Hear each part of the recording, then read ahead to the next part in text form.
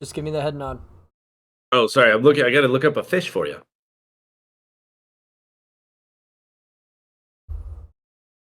Let me be the Humu Humu Nuku Nuku Apua'a. That's the I don't state fish of Hawaii. Do it. Humu Humu Nuku Nuku Apua'a. All right. State There you fish go. of Hawaii. So, you got that? Got it. All right. 5, 4. Hello, our fellow travelers. Thank you for jumping into the void with us. My name is Nagy. With me, as always, my co-captain, Mr. Huma Huma Nuku Nuku Apua'a. Mr. Fish, how we doing today, bud?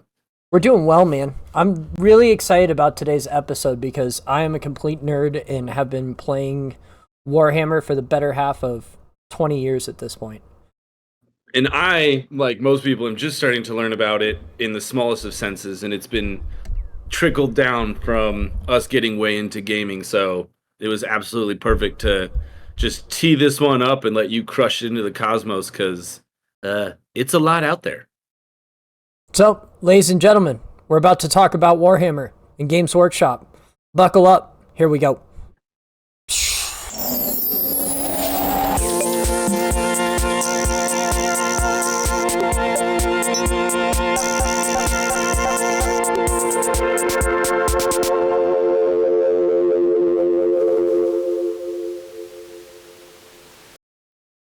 All right, so this world, it's not even a world. I didn't even know how to give it a term for how big this is. This expanse of Warhammer is so deep and broad that there's not like one solid source that you can get to it. So I'm coming to you for it. Yeah, man. We're going to go over pretty much everything and anything that has to do with Warhammer and Games Workshop over the next hour and a half, and see if we can convince you to fall in love with this. So, Yeah, for we are reference for touching people, the surface of what Warhammer is it is a vast universe that started in 1987. It started with just four factions, which were the Space Marines, which are the classic kind of Halo-looking guys that you see running around with the giant shoulder pauldrons and the guns. Then they had the Chaos Space Marines, which are bad Space Marines.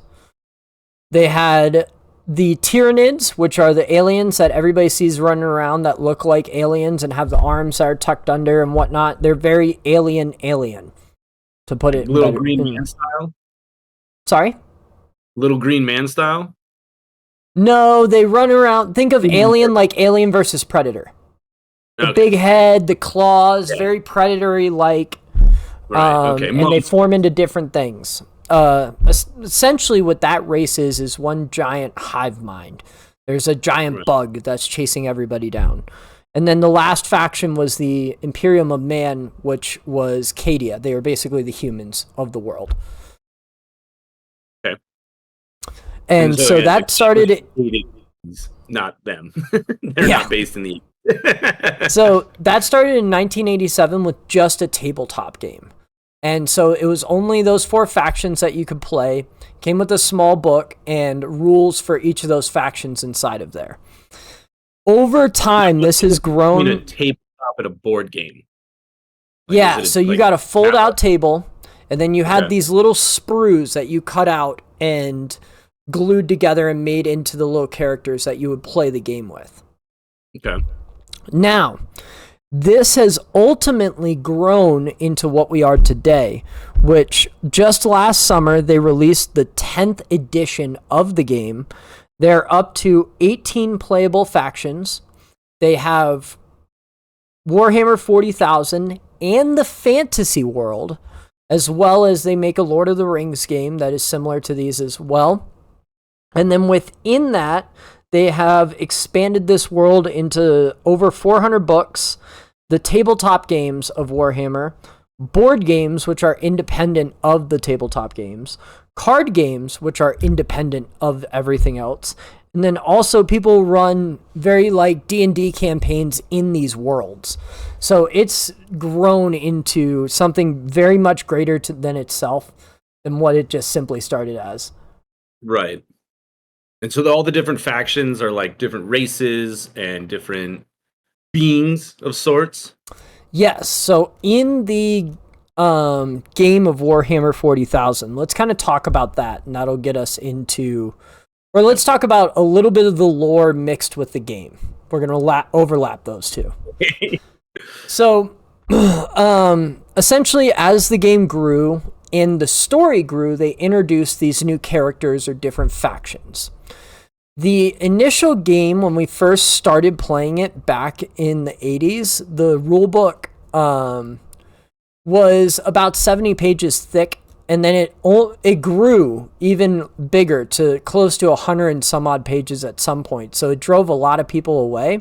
But now back in 10th edition, where we're grounded, the rules have gotten back down to like 5 to 10 pages, depending on your particular rule set on overall how to play the game. Now, each of those factions are different races or sub-factions of something before. So they have everything inside of this 40,000 universe. So it takes place in the 41st millennia. That's why everything's in space. They have humans, superhumans, different types of aliens that run around on like cow hooves and whatnot. They have the aliens that I was telling you about.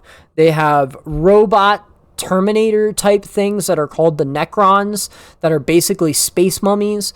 They have space dwarves, which are awesome, and all they want to do is get treasure, just like normal dwarves.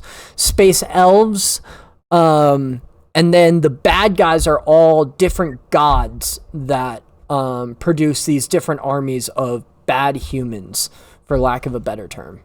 And also with that, they bring in demons, which are cool. Right. So you said there's one side's chaos.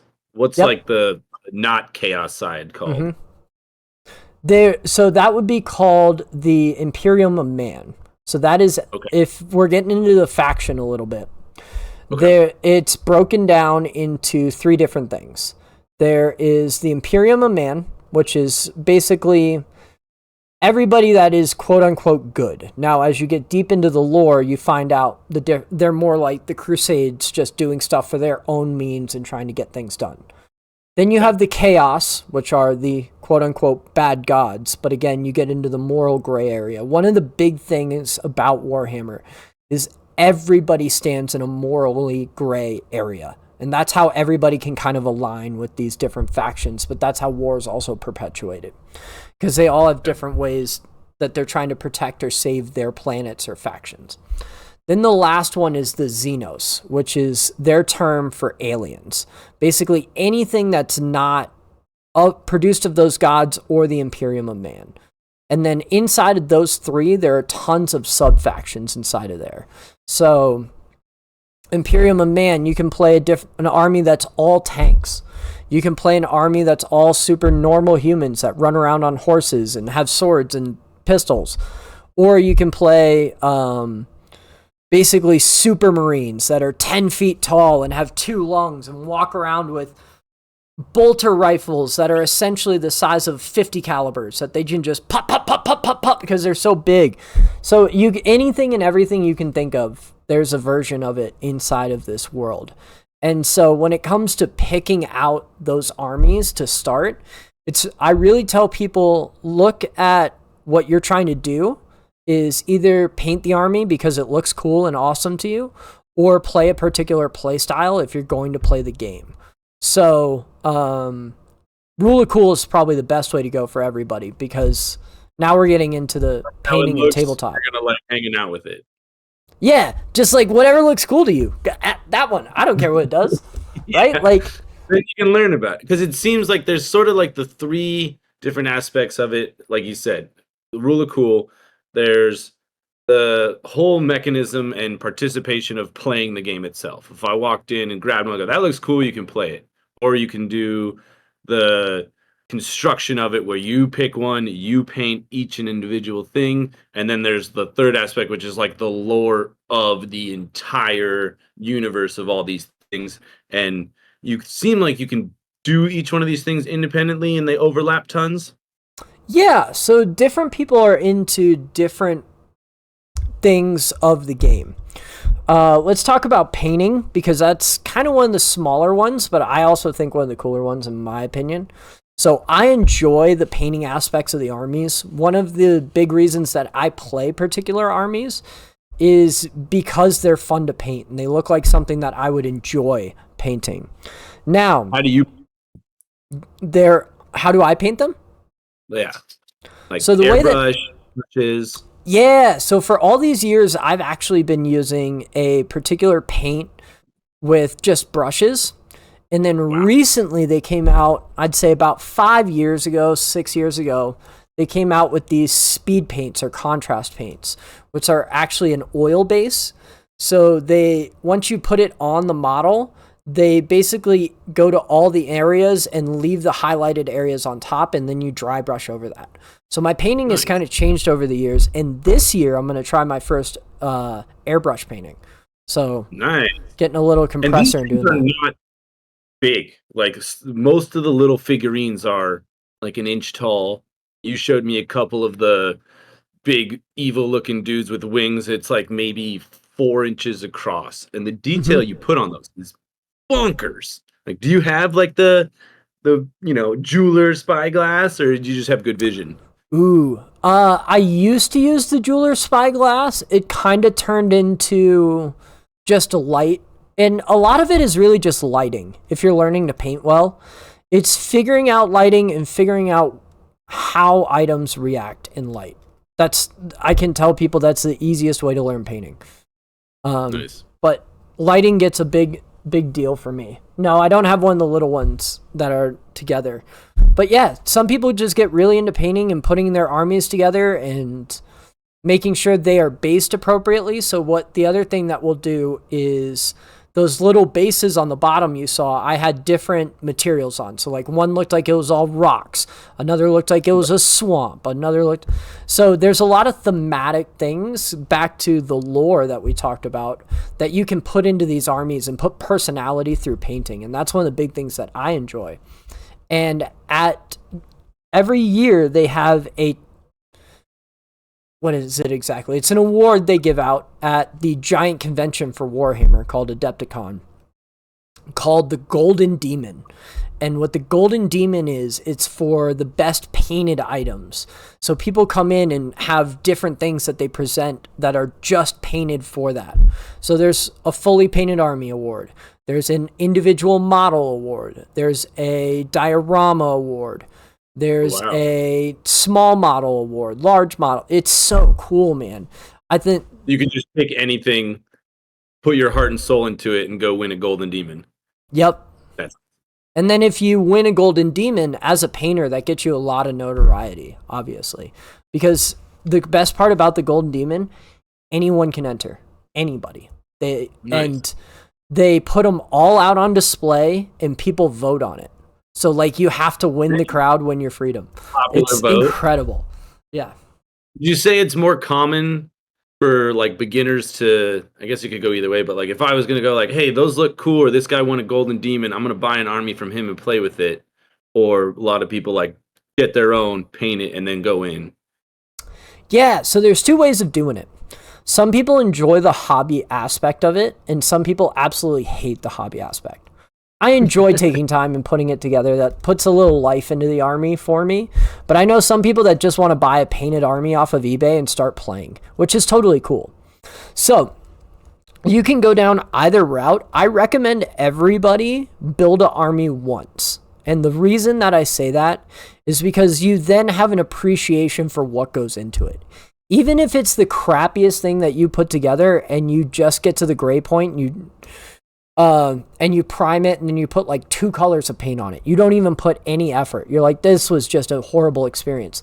You now have an appreciation for what actually goes into it and what makes somebody who does it well. So After that, I know plenty of people that just go on eBay and buy the armies that they want painted from somebody, or they go to a guy that's won a Golden Demon and say, "Hey, here's the paints, the color schemes I want. You put that on there, and I'm buying the army from you." Yeah. What's the cost like if you're gonna I want to go buy one from Rando on eBay or Golden Demon? Ooh, this is when we're gonna start kind of getting into the rules and kind of getting into money stuff, because it starts to get all over the place. So you have rule sets based on your points. Each model inside of the game is measured with a certain amount of points. So Nagy is worth 100 points. Fisch is worth 50 points. So I can have 2 Fishes for 1 Nagy if my points limit is 200. Does that make sense? Okay. Yeah. What's like an army to start with? Exactly. A starting army size is generally about 500 to 1,000 points. Okay. Now, that's going to run you, if you are going completely base stuff and you're buying everything to build the army and paint it and do whatnot, you're looking about $200 to $400 depending on the army. Whoa. And how is that just the army, or is that all the painting materials? That's all the painting, that's all the cutting, that's depending on the army and depending on what you want to do, right? So I'd say about $200 is where you're looking at your entry level for Warhammer. Then on the higher end, if you're the tournaments, so if you're going to go play in any tournament or standard format, it's 2,000 points. And those all need to be fully tabletop painted. So that could run you anywhere between, I'd say, $500 to $1,500, depending on if you want to paint it yourself, build it yourself, or if you want somebody else to build it and paint it, or if you're buying it off of eBay. It can vary at that point greatly. So you said they had to be painted. So if I just rocked up with some out of the box and they were all just, the normal gray, would they be like, "No, dude, you can't play this"? Nope, they wouldn't let you play because so a lot of people, because they want to adhere to a standard of the game, I want to play this game and paint my models because it looks cool. I don't want to just play the gray model version of it, or I would just call Nagy and go say, "Hey, bring over whatever, I don't care, we're playing tonight." But if we're going out, a lot of people want to see the game of what they call tabletop standard. So it's basically got a certain amount of terrain. The terrain is painted and looks good. And then the models are all painted with at least 3 colors. And if you can hold it at the length of your arm and it looks like the model, you're good. That's not saying that a good or a bad paint job. That's just saying okay, I can hold it away. I can tell those are shoulders. Awesome job. Right. Because it would be fun if you're all right, I'm in a tournament or whatever, and a guy's got doesn't matter if you have figurines or bits and bobs. I'm just playing with a bunch of bottle caps and corks. Well, dude, you're missing exactly 90% of why you're doing it. Exactly. But if you're playing at home and you want to just get into it and you can't afford the models, one thing that me and my buddies used to do when we were younger is we would actually just print out the model itself and make a little trifold of it with a piece of paper, and that would be because that's how you had to figure out if you wanted to go pay $50 for this thing or not beforehand. Right? So you'd be like, "Hey, I'm gonna run this chariot today," and they're like, "Did you get that?" Ink. No. So yeah. Then playing itself, how does the tabletop work? What's it kind of look like? Okay. So tabletops are generally you're looking at 36 inches wide by about 24. Now they get bigger and bigger, obviously. If you're playing at a 2,000 point game, you're looking at probably 54 inches wide by 36 inches. The table that I have at home, that I have in my storage unit that I'm going to bring out, is 74 by 54. And that's all and this is all in inches, all for your units to line up, and you put the different terrain pieces on there. Everybody's seen model cars and stuff like that type of fake trees and things like that. However you want to build out the planet Like to a look train like. track kind of thing. Exactly. That's all that kind of stuff. Way more gory. Yeah. But there are also people that just enjoy making the terrain. Like they will make full scenes that I'm sure if you go down the Reddit rabbit hole, you're going to find like one of my favorite ones that one of my buddies built is when we played in the fantasy era of the game. There's what called the dark portals, and basically they're giant portals. Think of like Stargate. Okay. And he built one of those and sat on our play table. It was incredible. And so It was proportional to our armies. It was huge. It was probably like 2.5 feet tall. And our armies were all fighting around it or fighting out of it. And we could do different scenarios around it. Sweet. Bro, it gets rowdy. So yeah. So then if you pick an army, so like what's in like a little space marine, do they have like an average point value or power value? Yes. Or unit? What's a unit called? Is it their power or is it strength? What is it? It's just called points. So 5. So what's like a normal little marine? How many points is like an average guy? I think a space marine right now is probably about 25 to 50 points, depending on its loadout. So that's where the game gets really, really interesting and really. This is where people either fall in love with it or they get pushed away with it, because this is where the complexity comes from. And I almost wanted to, and we were talking about this morning. I said, take every game that because you said, hey, is this like Monopoly or Risk or I don't remember the other games. Comparing it to like, how do you move? Is there like a bop it thing that a dice pops out of? Do you do like a candy card? Like, oh, you can go to the evil portal now. Like, cool. Yeah. And I said, I wanted to tell you, just take it all and throw it out the window because it's not even comparable. So there are general rules on how the game works. That's that 5 to 10 pages that I was telling you about. Then inside of that, each of these 18 playable factions, you buy a book for, and it's called a codex. And inside of that codex has all the different rules for each of the models. You can build them different ways with different weapons or different, let's say, unit abilities. So, for example, one of the 2 different options I play those space mummies, the Necrons. I can either do on top of my skimmer something that gives everybody in the area further sight so they can shoot further, or I can do something that gives them a protective barrier that gives them bonus damage so I could speed them in. Bonus protection. So that's where the rules get super, super minutiae, and you get into varying point values depending on the units that you want to build. And the units are all based around different sizes, and that's how they balance the game combat-wise. Now, so it sounds like you did like a 500-point game. You're looking at 10 to 15 figurines. Depending on the army, yeah. 4 big ones kind of thing, but... Exactly, yep. So they're like the human army. Obviously, you're going to get a lot of humans. We're not disposable. Sorry, guys. We're not doing great in the space war, guys. But if you have dreadnoughts, which are basically giant robots that have one arm that is a claw and another arm that's a missile launcher, and they're 35 feet tall and they stomp around, you're only getting like 2 or 3 of those. Okay. Yeah. So, and then within that, everybody's point values varies depending on what they can do. So you move your units around the board to get different objectives. Each game has different types of objectives. So it's either kill as many people as you can, King of the Hill, capture an objective inside an opponent's X, Y, and Z, right? Like there's a bunch of different things that you can do inside of that. Little goals you're going for. Yep. And then based on that, you build your different armies for what you...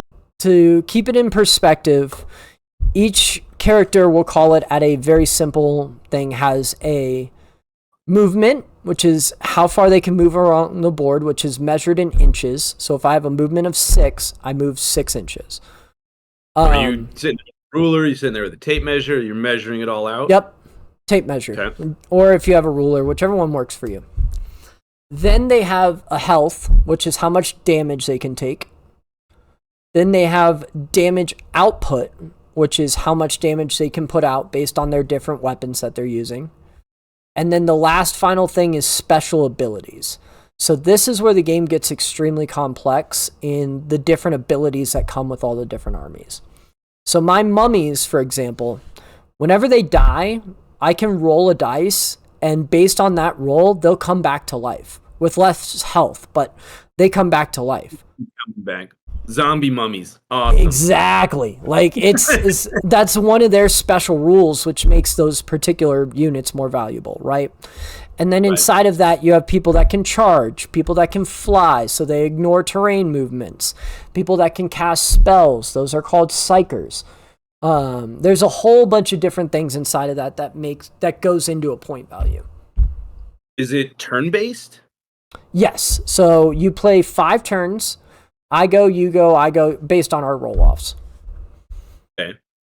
So how do you decide who goes first? Like any games, and flip a coin, roll some dice, baby. That's it. Roll some dice. Okay. And then movement, so if I've got one army on one side of the board, you've got another, we're playing capture the hill in the middle.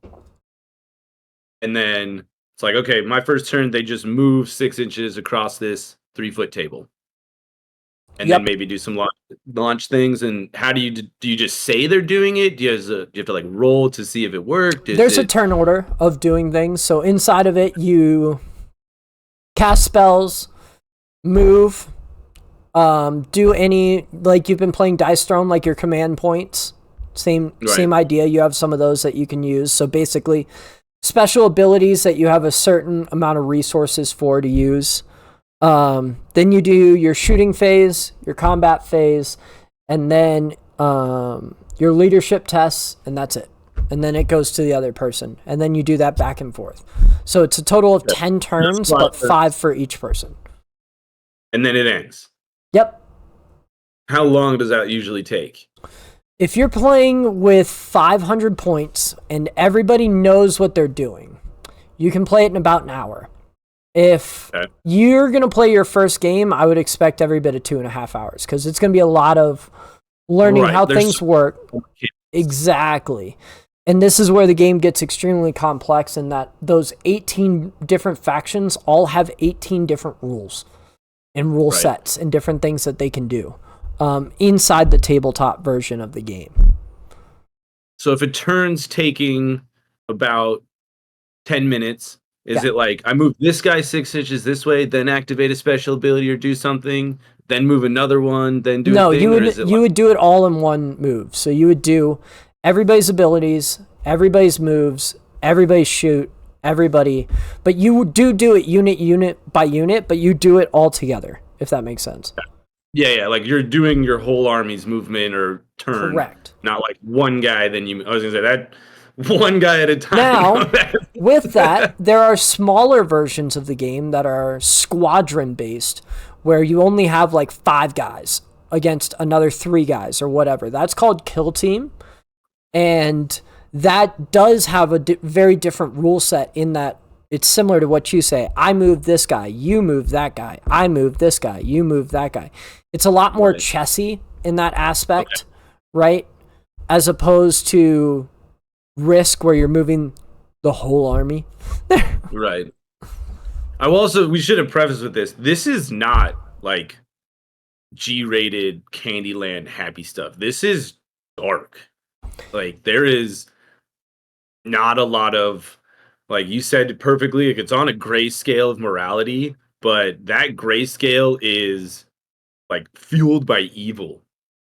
Not fueled by evil, but everyone, so they're in the game, in the lore of Warhammer, there is no true evil. Everybody has their own means, but everybody sees things differently. So, for example, there's this one chaos god called Nurgle. Okay? Nurgle... Great. What? Great name.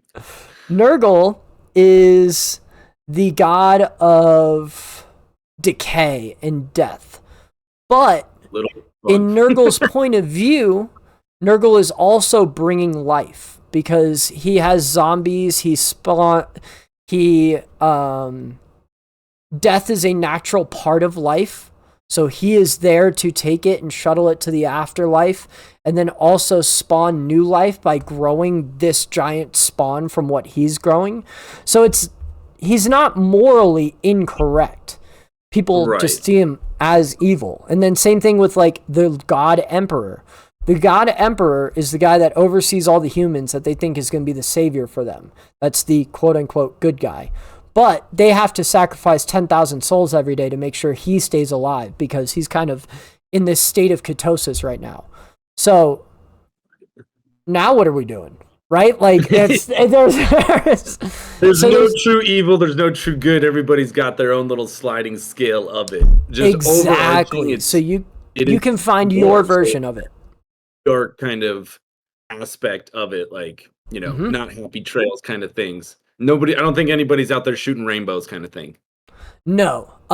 One of my favorite weapons is from the space elves, and it's called the Death's Kiss. What it is it's a little fist that they have on, and they punch you wherever they want. And it is inside of that little box on top of their wrist is a little filament that's it's smaller than fishing line. You can't even see it. That, about 350 feet of that punches into your body and squiggles its way all the way through. And then it just winds up like a blender and then shoots back out. And then so the person just... Okay. But within that, there's a bunch of different morally stories that you're going to learn about all these different things. Like those guys that have the Death's Kiss that I was just telling you about, they protect what's called the Black Library. The Black Library is essentially the Library of Alexandria, right? Yeah. So their whole job is to destroy anything that gets near the Black Library or anybody that's trying to get information or destroy information.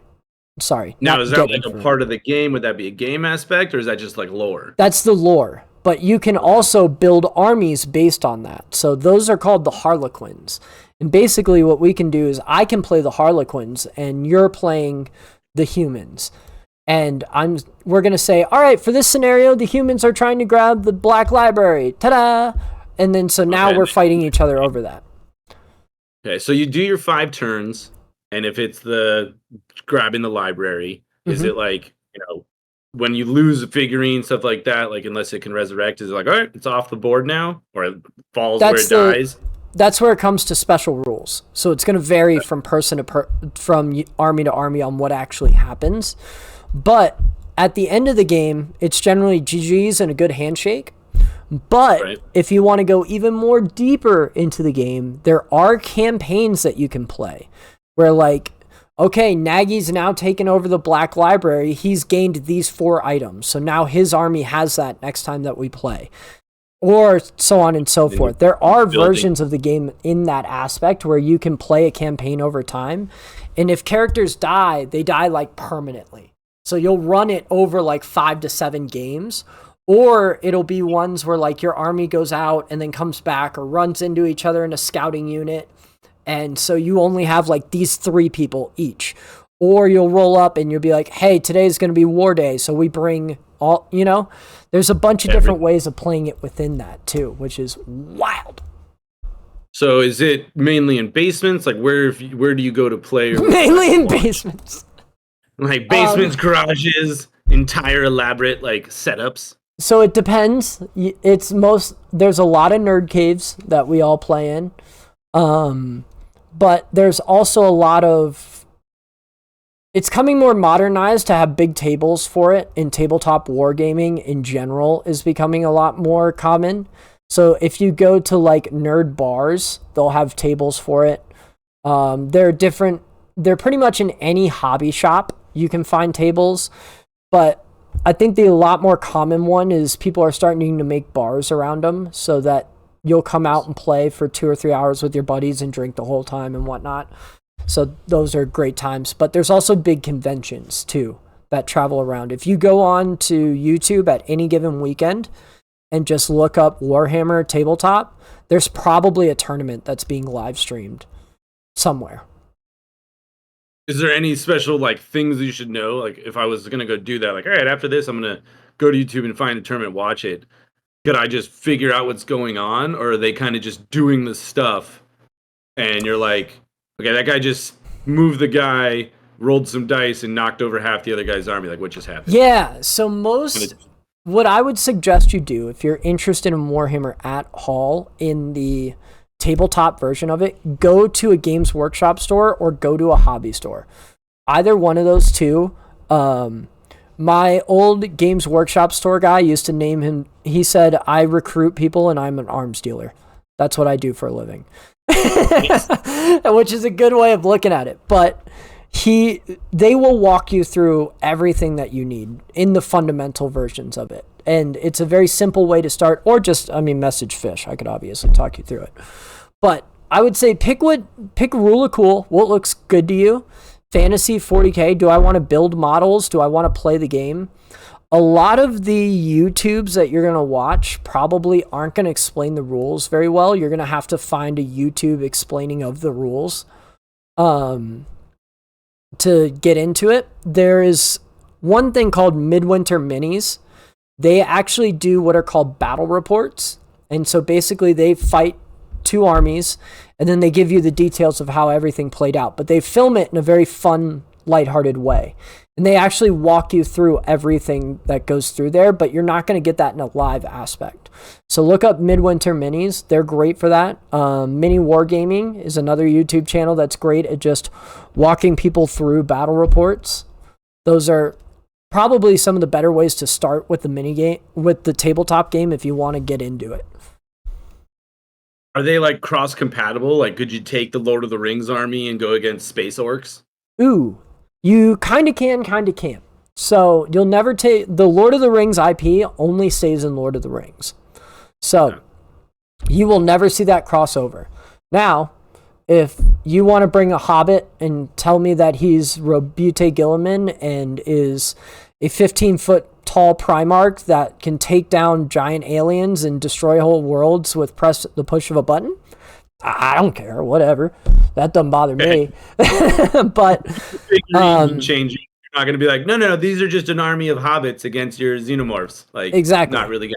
That's not really going to vibe. But in particular, if you enjoy 40,000 and fantasy, the Chaos Gods carry over in both games, and the demon armies play in both games. Those are interchangeable because they're the same demons in the fantasy universe and the 40,000 universe.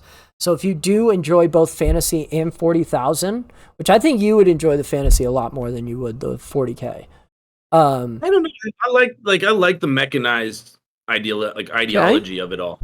Like, fantasy's cool, but it's like, I kind of would rather just play like D&D where you're doing a role-playing kind of thing with fantasy. When it comes to like Total War, it's like, no, dude, I want space orcs with giant crazy tanks and a giant mech suit dude crawling around conquering worlds.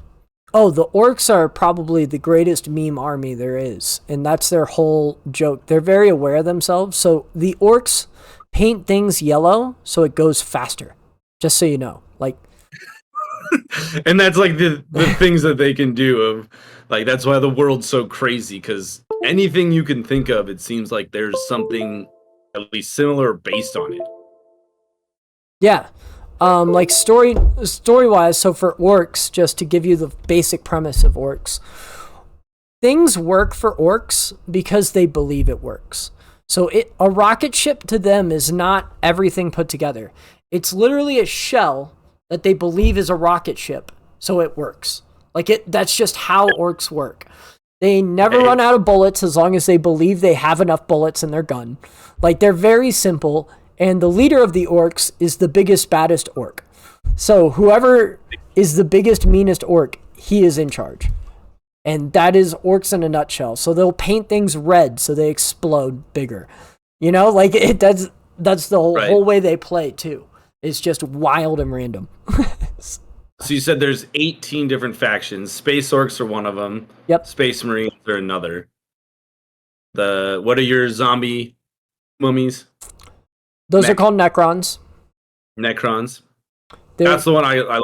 I like those guys' looks. Yeah. There's space elves, both good elves and bad elves. There is space dwarves. There's those aliens called the Tyranids. There's another form of them called the Gene Stealer cults. And basically what these are mutations of just everything. Like they'll get the genes of a space dwarf and they'll mix that with something else. So you get this random abomination of a space dwarf. And they do that all the time.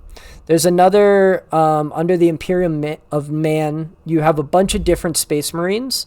But then you have a bunch of different armies under that. And one of my favorite ones is the Sisters of Battle. These are basically think of the Crusaders of the Emperor. And they're all women, and they do it for the love of the Emperor. And they carry around giant bolters and just kill people in the name of the Emperor. And they're the most baddest women you've ever met. There you go. On the other side, they have armies that are called the Adeptus Mechanicus. And they believe that there is a robot god out there. So they're trying to make themselves into robots, and they fix all the machines. But like Nagy, for his big surgery this month, is going to replace his eyeball with a genetic one, or get Neuralink, and then next month he's going to replace his arm. So he's getting closer to the machine god. It's wild. Okay. Mm-hmm. And then you can just, and then I guess there's sub factions go so deep. Yep. And so there's all the different. So when a new edition comes out, you said that the 10th one released. So what is it? Just more figurines, small things add on to it? Are they all cross compatible for the most part? Great question. Generally, it is more figurines to the game, or one of the armies is getting an updated models. So, for example, again, this game came out in 1987. The orcs, probably most of their models came out in the, I'd say, late 90s, early 2000s at this point, and haven't had an update since. So they would just get new models. They wouldn't even get new, essentially a whole rewritten thing. They would get new models. Some things may change with the release, but the biggest thing is when a new edition comes out, it's a new set of rules. So when we were in like 3rd through 5th edition, the rules were like 150 pages, man. They were obnoxious. It was a lot. And then 9th edition was getting really ridiculous, where you had to have a bunch of different books to be able to play. And 10th edition, one of the big... Standing over the whole time you're playing? Like, I moved this guy. Hang on, let me read 3 chapters on what he's doing. Wow. Okay. Well, you would learn them beforehand, and like, I would have a bunch of sticky notes inside of my books. So like, right. It would just sum up this whole rule and say, gets +3 to move. Because they would write it in that the lore of, oh, this guy is a wind walker, so he calls upon the wind, and using the wind he rolls a die, and on a 3-up he gets +3 to his movement by walking and stepping over the air. And you're like, bud, just tell me +3 to move on a 3-up. Got it. Right. So that was one of the things I was going to ask. So I saw one guy, when I saw it, this was many years ago, I was like, oh, I've heard of this. And I walk in, and this guy rolled like a bag of dice, and like dozens, and then starts whipping out his tape measure. And I was like, yo, what are you doing? He's like, attacking. And I was like, cool. What does that mean? You have 40 dice and things. So what would that's all of his special abilities in the books he's going in? So no, what that is basically the way they balance the game is each unit gets a certain number of attacks. And the unit that he was probably playing had 3 or 4 attacks each because they were dual-wielding melee weapons, right? Because if you figure somebody's dual-wielding melee, they're going swing, swing. Or if it's somebody with a rapid-fire weapon and you're within range, they get like 4 shots apiece. So each die is an individual shot. So if you've got 10 guys in a unit, you're rolling 40 dice. And then you're looking for certain numbers to hit, and then they do damage based upon it is dice dictated. Like, if you roll a bunch of bad dice, you're like, all right, my army just shot 100 bullets at you and 1 guy went down. That can happen. And then there's also other times where you're like, I hit every single shot. And the other person's like, every single shot. And you're like, nope, sorry, missed 1.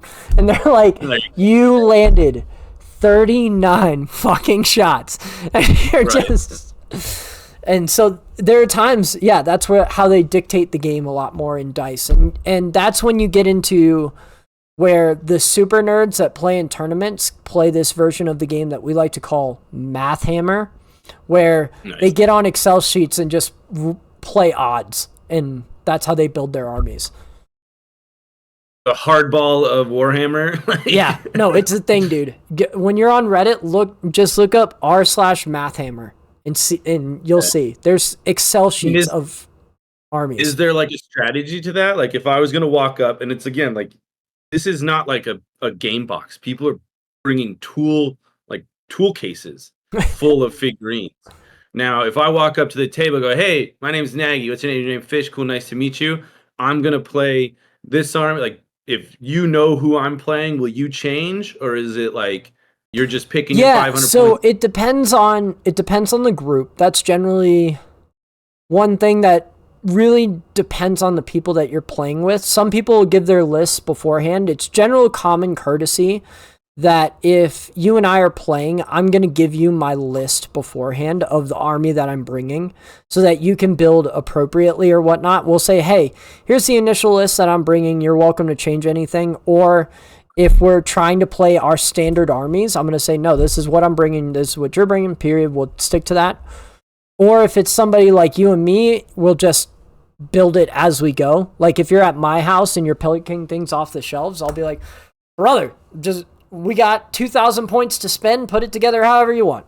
I don't. Right. I feel like there'd be a lot of back and forth with that. And if I go, here, this is the army I'm playing, and you're like, okay, I picked these guys, and then I look at it and go, well, now I'm going to change that. And I want these guys. And you're like, okay, well, I'm going to like. Well, that's where it also depends, because you generally don't pick the game objective until after you've chosen the army. So let's say you build an army of all fast guys that want to just charge me in and shoot me down, right? And if you can cover the board fast enough and you guys can chop me up real quick because I'm real squishy and I'm sitting back and I'm a glass cannon with a bunch of shooty boys, right? Well, that seems awesome if it's kill the guys. Well, guess what? The game is king of the hill.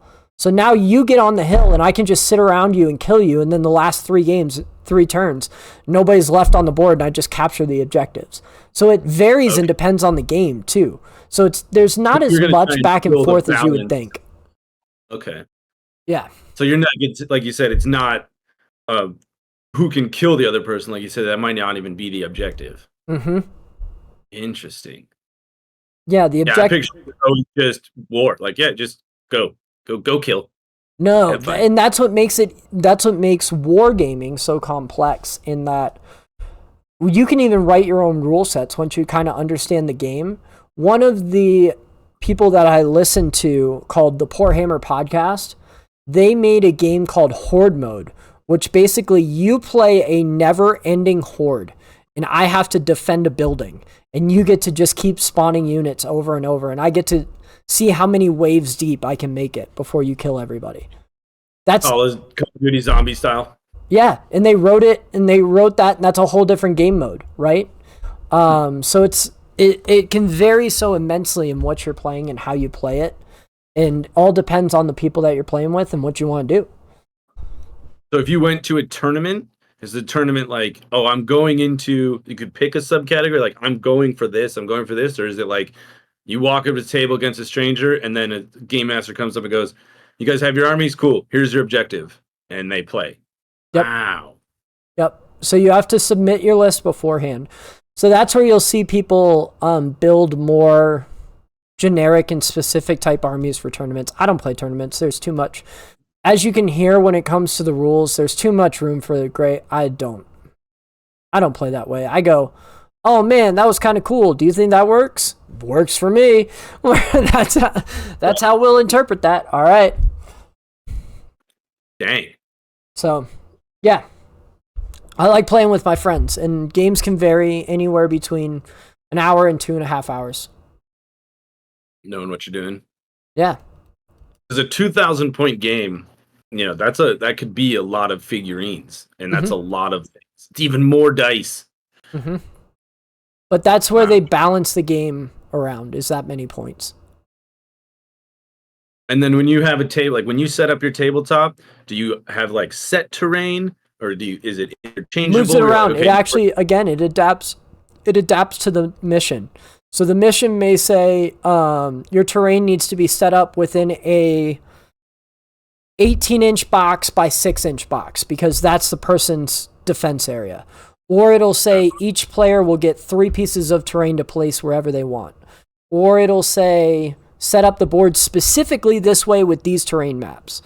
So it's all dictated out there. It's not just like I want to put a hill here, do whatever, and then throw an objective down the objective itself. Like one of my favorite ones was I played my buddy one time, and I got 3 different buildings that I had to put one of my bosses in. I had to hide him in one, and he had to figure out which one it was. And so he basically was just charging us from a field. Okay, that's the one I saw after he threw all the dice. I was like, what are you trying to do? He's like, well, I'm trying to get in there. And the guy's like, yeah, I'm really mad he found that out. And I was like, cool, I still don't really know what's going on. Yeah, so there's all types of game modes, man. It varies immensely. And you said what's your favorite? My favorite game mode is I'm probably, I really like the skirmish games, the small skirmish games called Kill Team and Warcry. But if you're looking at the bigger army games, my favorite would probably be 1,000 Points, where you're playing either Search and Destroy or King of the Hill. 2 types of those versions I love. Seems like that's like a very easy concept to grasp out. What's the most complex game mode? Campaigns. They all kind of vary? Campaigns get ridiculous. Because over time you get items, you get abilities, you get level up different units, they gain different things, and campaign gets extremely complex. But the people that enjoy it very much. And I don't know if I'm ever going to do a Warhammer campaign. I'll do a D&D campaign any day of the week. But Warhammer, whew, that's a side job. Yeah. So it's like, again, it's like a legacy thing where, like you said, you acquired something and then the next time you go into an objective, you have it. Versus like, we did King of the Hill, you killed my army, put it away, put it back out, play another game of King of the Hill. Mm-hmm. Yep. Which do you enjoy more? Do you enjoy playing it or painting? And like, do you assemble them, or are they kind of the figurines there? Okay, so that's where it varies. I always enjoy painting. Painting, I always enjoy. Building, putting them together, that's one of my favorite parts of doing it. But I enjoy playing with the right people. Because there are some people, bro, just like in every game, there's some people that just want to rickroll you and bring the best army, and you're like, okay, I've lost 9 times in a row. This is great. Do you feel good about yourself? You feel But can't, like, again, if that's happening, can't you balance the army the other way, or is it like, oh, you have limited? It depends. Figurine? Again, it depends. If you're playing a nerd like me who has pretty much all the units in the armies, and you're just building your first army, you may not have the complexity and diversity that I have. So I may just be able to cripple you just because I have these particular units that you don't have. And that's where I'm saying it varies on the person that you play. Because if I'm playing with you, I want to spend time with you and I want to share this game with you. So I'm going to bring an army that's going to be equivalent and fun for you to fight and us to have an enjoyable game with, as opposed to something that's just going to rickroll you. And I feel good about winning because I have the best army. And we had fun throwing dice back and forth, because who cares if we win or lose? We both were just really looking for the moment for a dice to hit a 6 and we go, yippee! Right? Like, that's all we really want. So if I wanted to go to a tournament, it's like, bro, you need the depth of one specific faction to go and do all those things. There is a whole this guy actually just started a whole school that teaches you how to play Warhammer 4 tournaments. And it's a monthly subscription thing, and he breaks down armies and he says, this is how you do that, this is how you do this is how you move that. And it is getting very in-depth, and the game is growing very rapidly at a tournament level, which is impressive and nice to see, because it's good to just see the growth of us in any aspect, you know? But that's just wild to think of, that this game I was learning in the mall because my mom was in grad school and I ran out of eating my McDonald's money, so I went and played Warhammer for 2 hours while she sat there and did her homework. That I just learned from nerds, and we got called nerds constantly. And so now it's cool. We have armies you only painted and like haven't even played with, or is it like once they're done, you're itching to go throw them into combat? I play with everything that I paint. There is not anything that I paint and just put up on the table. That's not me. I want to play with them. I want them to be a part of the army and move. So once I paint things, I'm generally itching to play pretty hard. And I think that's an aspect that I think is really cool about the game is that, you get a little Matt Gray figurine and spending the time to paint it and do all the things. And like, that's the cool thing about art is painting it and doing it. It's super therapeutic. I love painting and doing stuff like that. But I feel like adding a little personality to each one, where if you kind of mess up, you're like, we'll just turn that into a little scar. He ran into a table when he was a kid kind of thing. And the therapy of that. And I got to give a shout out to my buddy Josh. He started his Instagram handle is Grumpy Shrimp Minis. And watching it is therapeutic because he's got these crazy little views of him painting and doing all this stuff. And the detail you can put on these and that I saw on your figurines is mind-boggling because, again, these things are tiny. And you're like, his belt buckler's going to be gray with like a light shine here. And then it's tarnished a little bit because it's been worn so much. And like that part is so cool. All right, let me tell you, I have one buddy, Mojo Minis on Instagram that I used to play with. And he puts so much detail into his models that we send images back and forth when the new models are released and are coming out, that for his particular army, he gets pissed every single time a new leader comes out and they're not left-handed because he's tired of having all right-handed models. That is how much detail people put into these things, my guy. Wow. Like, it's called kit bashing, when you take other kits and put them together to try to make the model that you want.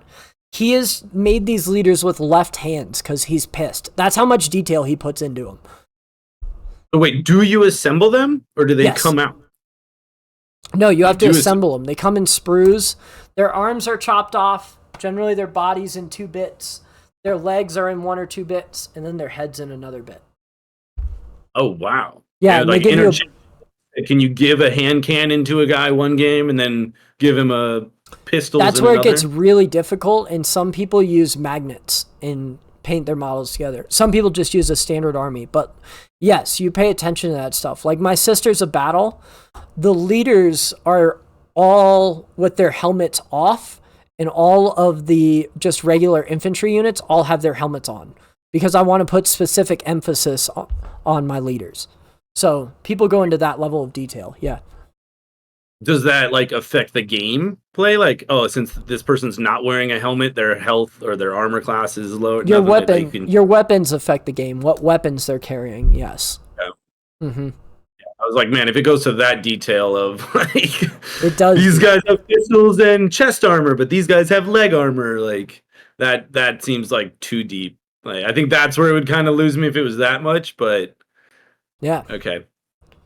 That's nuts, man. What other questions you got in the Warhammer universe? Like, it's that 400 novels. How many do you think you've read? Or how many did you read? How many have I read? Yeah. I'd say probably in the ballpark 20 to 30. Wow. Yeah, because from looking into it, you can find books on covering all the lore, or they'll just specific battles, like an entire novel of one thing, one guy, one army, one universe, one galaxy. Like they are all over the place. So the stories that I generally read about are either the big movers whenever something major happened, or individual characters that I like. Other than that, I'm going to go on YouTube to fill the gaps. I don't I don't have the time. I'm sorry. When I looked it up, if you say like Warhammer lore summary, I don't think there was a video like under an hour. Yeah, for the whole things. But if you look up like individual characters, there's only like 10 or 15 minutes. So like, for example, the Primarchs are basically the sons of the Emperor, for lack of a better term. He sent them all off into different planets, and then they grew up on those planets, took up the characteristics of those planets, and then as they grew up, came back to the Emperor and bring those different attributes to their armies, right? So inside of that, each of those characters has a book and how they were raised on their things. I don't need to know that, man. Just right. like, yeah. So. And that's just the Emperor. Then you've got all the alien races, all the Xenos, and then you've got all the orcs, and then you've got all the gods and chaos. It's and then insane. how like all those different stories are interwoven with each other. Because you have to remember there are parts where like the Eldars are fucking around with the Chaos Space Marines and something's going on over here. Well, these Space Marines are doing stuff with Necrons over here. And so it's just kind of, you know, it is as expansive as you need it to be, bud. Yeah. Right. So when you play, like again, this kind of goes back to the cross compatibility. Could you have things that were, you know, a million years ago, and now they're fighting Space Marines that were, so you can just play all of it however you want. Yep. That is bonkers. Yeah. I gotta look where one is near here. I want to go watch. Yeah. Go in, man. Give it a whirl. Yeah, to put Atlas near a board and let him look at all of it. Like, he just wants to throw dice. It's amazing. But like, we went into one store and they had a bunch of figurines, and we walked out immediately because he just started grabbing. We're like, nope, these are expensive. Yeah, I wouldn't let Atlas on the board, but play with your models. You don't have a giant baby monster as one of the Xenos coming in? Well, I mean, they're made of plastic, dude. They're going to snap. So, yeah. Like, let's be honest. But yeah, I mean, paint some of your models, let them play with those. There's a bunch of different ways of doing it. But yeah, any way that you want to get into Warhammer, the option's there. Space Marine 2 is coming out in 5 minutes. So I'm going to end everything on that so I can go download it and get ready to go. Till next time. Cheers, guys.